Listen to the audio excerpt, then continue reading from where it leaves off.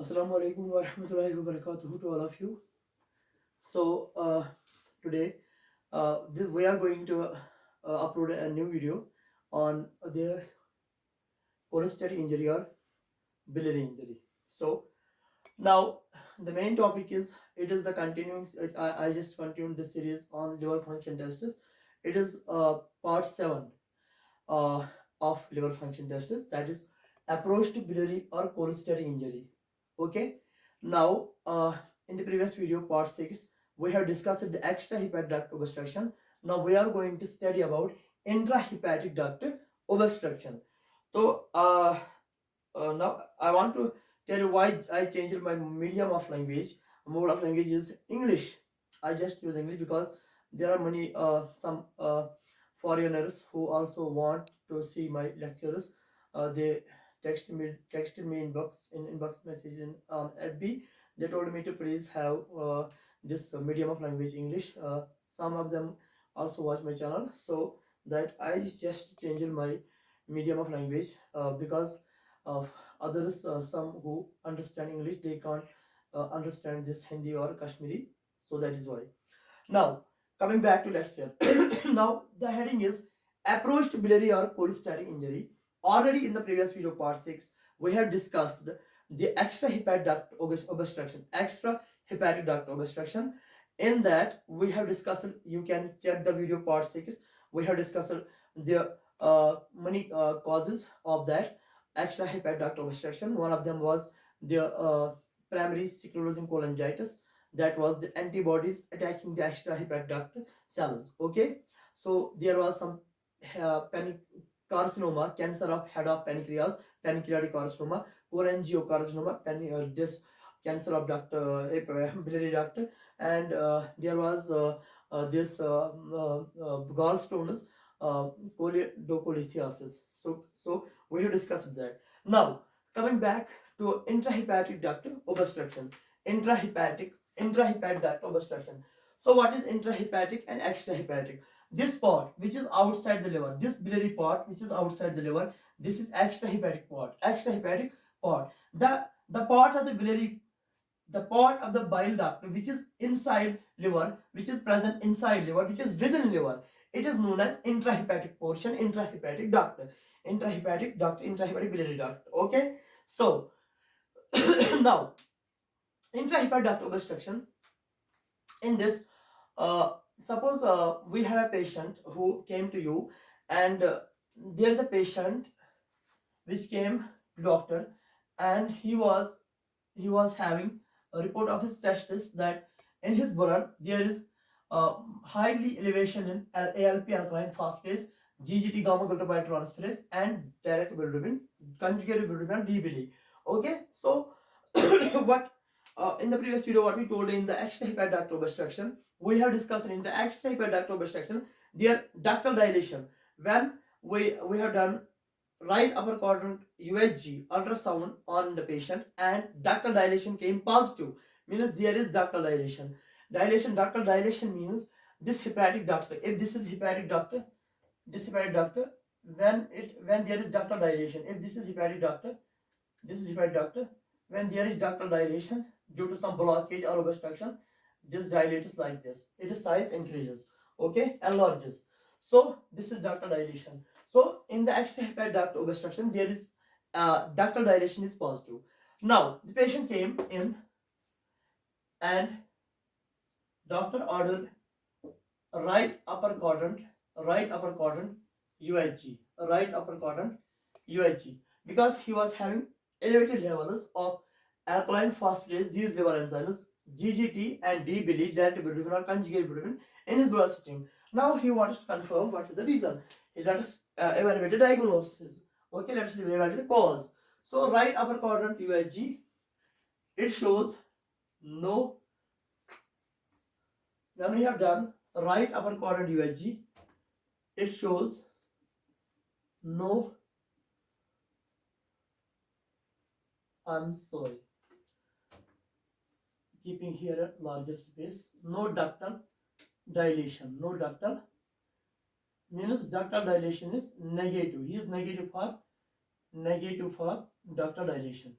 So there is no ductal dilation, means because when there is no ductal dilation, it is seen in intrahepatic, then it is intrahepatic duct obstruction. When there is, if there is ductal dilation, it means extrahepatic duct obstruction. Here in this video, we are going to study intrahepatic duct obstruction causes. What are the diseases that cause it? Okay, now this can be understood in two ways. One is there can be intrahepatic cholestasis. Cholestasis. Intrahepatic cholestasis. And other thing can be in some sort of infiltrative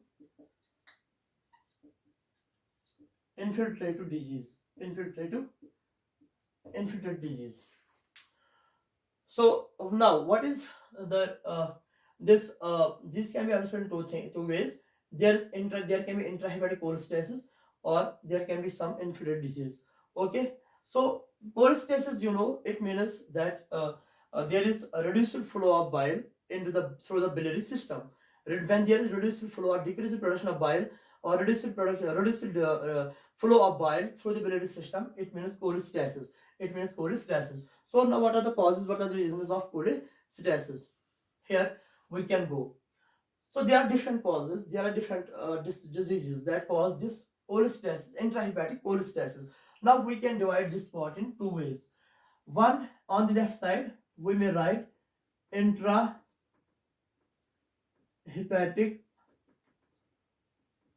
cholestasis causes. On this side, and this side we will talk about infiltrative disease. Now, so now let us consider here a condition. Here we can go. These Y-shaped structures here, you see, these are antibodies. Antibody is a glycoprotein, and it is Y-shaped molecule. Here we don't have time to discuss antibodies. Our topic is liver function testers. In the next video, we will, inshallah, in future videos we can discuss antibodies in a separate video. So now these are antibodies. So these antibodies, like in previous video you studied, I just talked about the in the extrahepatic duct obstruction, I just talked about primary sclerosing cholangitis. In that disorder, autoantibodies were directed against these extrahepatic ductal cells, extrahepatic ducts. So autoantibodies damaged, destructive, cause obstruction of this duct due to production of structures within these ducts. So those were the autoantibodies. Like the same way, here autoantibodies. Here autoantibodies. These are auto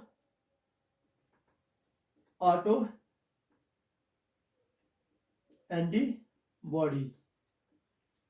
Autoantibodies. These are autoantibodies. These autoantibodies, they are directed against liver, against the intrahepatic duct.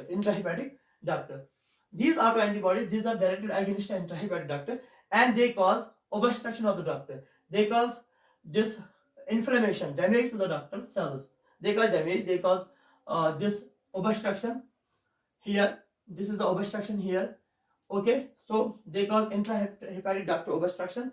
These antibodies, they cause structures. They reduce the lumen, or they cause this intrahepatic duct narrow in size. They reduce lumen, and due to some obstruction, so there is reduced flow of bile into the biliary system.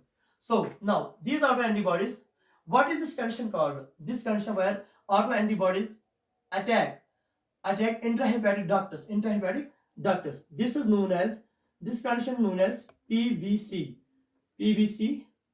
or we can see it is PBC. It is primary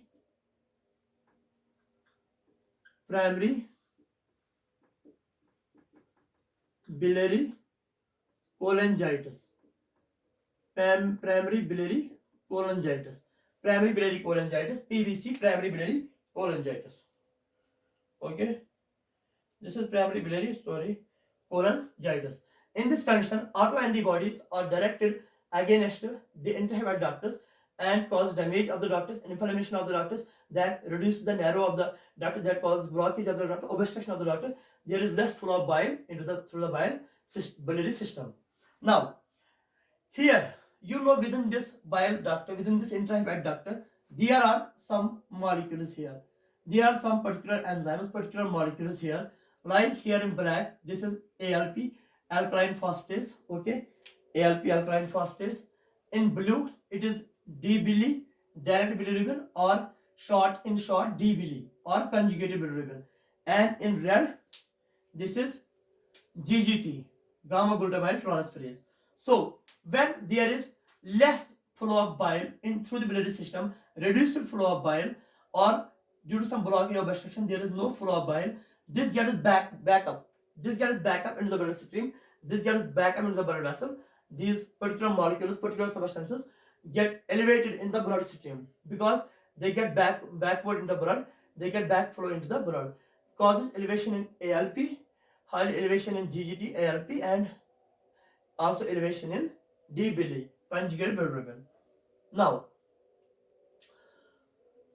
this is primary biliary cholangitis. Now, this is one part we discussed here. The other thing can be the other one condition is this drug induced. Drug induced or toxin induced.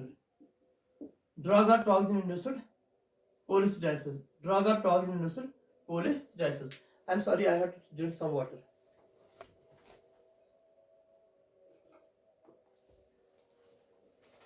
This is drug induced or toxin induced cholestasis. This is one more condition here. What happens in this drug induced or toxin induced cholestasis? Let us discuss. First of all, let us see about something about bilirubin. Okay, here this is liver hepatocyte or this is liver cell. You already studied or learned about the in the previous video which was discussed about fate of bilirubin, how when it goes into the liver hepatocyte. Here this is bilirubin molecule. Here this is bilirubin molecule. Let us keep it in blue color. Blue color, okay. Here this is bilirubin molecule. Now this bilirubin molecule is transported by albumin. Albumin is a transporter protein. It transports bilirubin. This is bilirubin. This is but I believe indirect bilirubin because it is not in liver hepatocyte. This is indirect bilirubin or I believe. So albumin transported this indirect bilirubin into the liver hepatocyte. This is unconjugated bilirubin or indirect bilirubin. So within the liver hepatocyte, there is an enzyme. There is this enzyme. This enzyme is known as UGT. UGT, this full form is UDP glucuronide transferase. This is UGT enzyme. What UGT enzyme does is this UGT enzyme, it adds this unconjugated bilirubin, indirect bilirubin, it adds some particular molecule called a glucuronide. So it adds glucuronide on this bilirubin molecule, on this unconjugated bilirubin molecule. And what happens? This unconjugated bilirubin molecule, here is this now conjugation. This UGT enzyme adds glucuronide to unconjugated bilirubin and conjugates it. Here it forms, now it is conjugated bilirubin or D-bili, or in short we write D-bili, D-bilirubin. Right? Now it is bilirubin. We know that there are some special transporters here. This is a transporter here. Here are some special transporters. These transporters, their function is to transport from liver hepatocyte this direct bilirubin, D-bili, into the biliary system, into the biliary duct. So these are transporters function. These are proteins, specialized proteins, which transport this direct bilirubin or bile into the biliary duct, into the biliary system. So now there is bile. Bile is formed. Bile composed of mainly two. Like bile consists of mainly two types of substances. One is bile bilirubin. Other is this bile salts. So bile contains bilirubin and bile salts. So here is this bilirubin, conjugated bilirubin, and here this in black, these are bile salts. These are bile bile salts. These are bile salts. Okay. Now, what happens in drug-induced or toxin-induced cholestasis? What happens? These transporters, some drugs, some medicines, some toxins, they inhibit their activity. Transporters, they inhibit these transporters. They stop them to from their functioning. Okay. So these their work. What was the purpose of these transporters? To push out these bilirubin molecules and bile salts into the biliary system. But what happens in drug inducer? These drugs, what happens? They inhibit these transporters. They stop these transporters, and bile salts and direct bilirubin, they are not transported into the biliary system. Means there is reduced flow of bile or decreased production of bile due to drugs or medicines or toxins. So bile, this bilirubin, direct conjugated bilirubin, this gets accumulated within the cell, and bile salts also get accumulated within the cell. So when a lot of molecules of bilirubin and bile salts, they get accumulated within the cell, they later on get diffused. These bile salts, these bilirubin molecules, they get diffused into the bloodstream. And deposited in the skin. When these bilirubin molecules, they get diffused in the bloodstream, into the blood vessel, their level increases in blood vessel. So here you see D-Billy, in short I just wrote it, D-Billy, direct bilirubin or conjugated bilirubin. Its level increases, means elevation. There is elevation in D-Billy because this bilirubin within the cell, it diffuses through the cell membrane and it is level raised in blood. And bile salts and these bilirubin molecules also get deposited on in the in the eyes, like sclera of eyes, in the skin get deposited these bilirubin molecules. High level of bilirubin molecules in the skin or sclera of eyes, they cause this we can say yellowish appearance of sclera of eyes, that is icterus, or skin, that is jaundice. Okay, jaundice.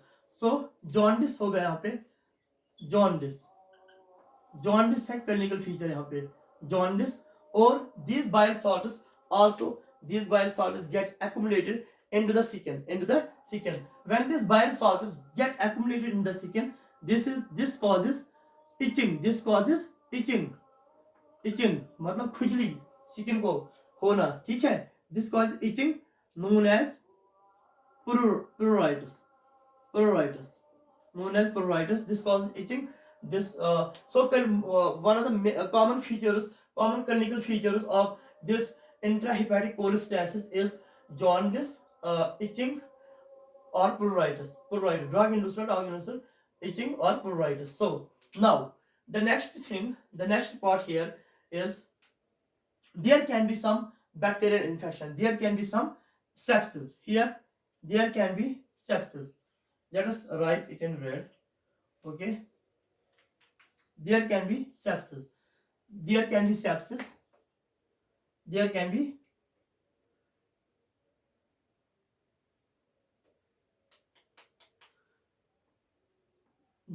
sepsis. There can be sepsis means there can be bacterial infection. Here this blue color, it shows bacteria. There is some sort of bacterial infection. So when there is bacterial infection, when there is sepsis, this bacterial infection, this sepsis, this triggers, this activates immune cells. This activates our immune cells. These bacterial infection, these activate immune cells. These immune cells start producing, releasing cytokines. What? Cytokines. They start producing and releasing cytokines like interleukin 1,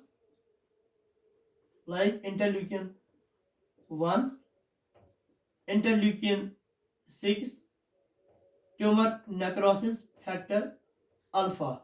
These three cytokines, IL-1 interleukin-1, IL-6 interleukin-6, tumor necrosis factor alpha. So these cytokines, what they do, they just come here and block this transporter from its activity. They inhibit here in negative. This negative sign here means they inhibit. So they have inhibitory effect on this transporter, which whose function was, this transporter's function was to transport this bile into the biliary duct or bile system, into the biliary system. But when there is this bacterial infection or sepsis, these transporters are inhibited. These are kept inhibited. So bile salts, bilirubin, they get accumulated within the liver hepatocyte, liver cell, and their flow is reduced, or they can't get into the biliary system. So this is one more thing. The other thing is that there can be, let us keep it in below, there can be high estrogen levels. High estrogen levels.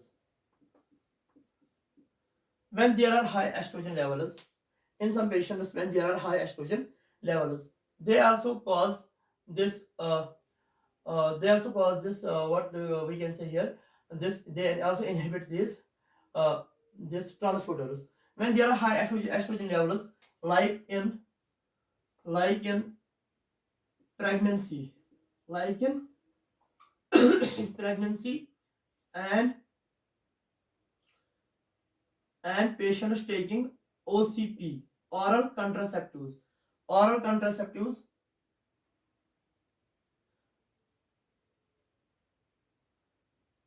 oral contraceptives.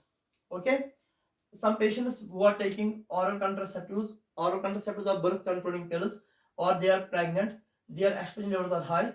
They also have inhibitory effect on this through some special mechanism on these inhibitors. This is one of the inhibitor here. They also inhibit this activity. So this causes the backup of these enzymes in the bloodstream, and there is high elevation of these enzymes. So now this part is here clear. Now the other reason, let us keep this side on this side. Okay. Now, but we can say here in intrahepatic duct obstruction, there is mainly elevation in highly elevation in ALP, alkaline phosphatase, small increase in GGT, and a little bit increase in D-bili or conjugate bilirubin. But in extrahepatic duct obstruction, there is highly elevation in alkaline phosphatase, ALP, GGT, as well as in D-bili. In this here, drug-induced or toxin-induced cholestasis, here D-bili or conjugate bilirubin highly elevated, because it is not transported in the biliary system due to some obstruction, due to some transporter is not working properly, it is inhibited. Okay, now the other thing which we will discuss here is there can be some infiltrative disease. Infiltrative diseases like malignant, some malignant tumors. There is a malignant tumors, those tumors which are malignant, which are not benign, which are malignant, which are spread to other body parts, other sites, other tissues. Okay, they are malignant tumors or cancers, or cancers. So there is a difference between tumor and cancer. Okay, if tumor is here, this is tumor. Here, this is tumor. It is localized. It is confined to this region. Here, this is a tumor. It is localized just at one place. It is confined. It is not transmitted. It is not transferred to other parts. It doesn't get transferred. These cells doesn't get transferred to other parts. They don't cause tumors in other regions of the body, other sites of the body, other tissues, other nearby tissues. They are localized. This is benign. This we say this is benign. Benign condition. This is benign. Okay, when these tumor cells they get migrated from this side, organ of side, to other sides of the body, other tissues of the body, they cause metastasis. They cause metastasis.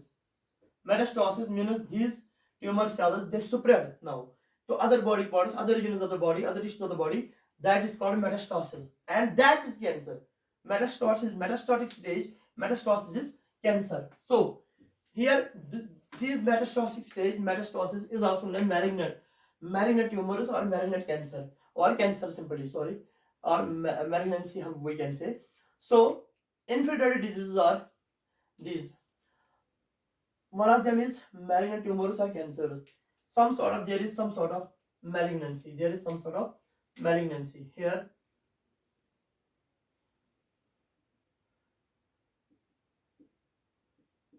There is malignancy. Okay, malignancy can be due to some. There can be some cancers. There can be some due to some cancers. Malignancy can be due to some cancers. Like there can be lung cancer. Lung cancer. There can be breast cancer. Breast C in short. Breast means breast cancer. There can be melanoma. Melanoma or skin cancer. Melanoma is also called skin cancer. Or there can be bone cancer. Bone cancer. These malignancies, these infiltrative diseases, they get deposited into the biliary duct, intrahepatic duct. When these malignancies, these cancers, these tumors, malignant tumors, they get deposited into this intrahepatic duct, they cause strictures, they cause inflammation, damage, destruction of these intrahepatic ducts. They block it, they obstruct it, and they cause obstruction. There is reduced flow of bile, means there is cholestasis. Intrahepatic cholestasis means there is reduced flow of bile through the biliary system, through the bile ducts. When this intrahepatic duct is here, there is some infiltrated disease. Here are some tumors. Here are some cancers. It is lumen of this intrahepatic duct reduces. It gets narrowed, and so there is less flow or reduced flow of bile through the biliary system. This causes these malignant tumors or infiltrated diseases. They cause accumulation of ALP, highly elevated ALP within bloodstream, GGT, gamma glutamyl transferase, and D. billi or conjugated bilirubin or direct bilirubin. These molecules are elevated in bloodstream. They get accumulated in bloodstream, elevated. So, other condition is there are some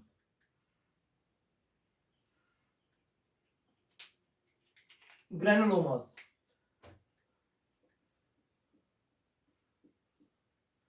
There are some granulomas. These can be case-eating or non-case-eating granulomas. So granulomas,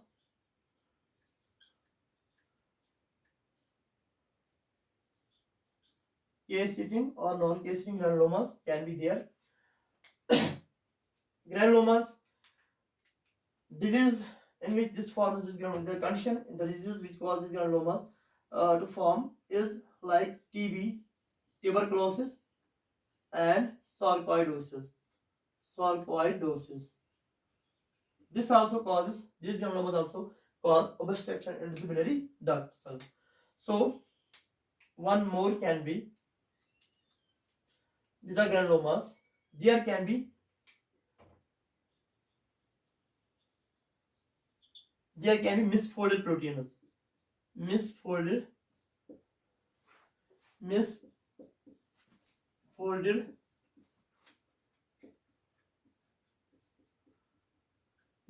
proteins. There can be misfolded proteins.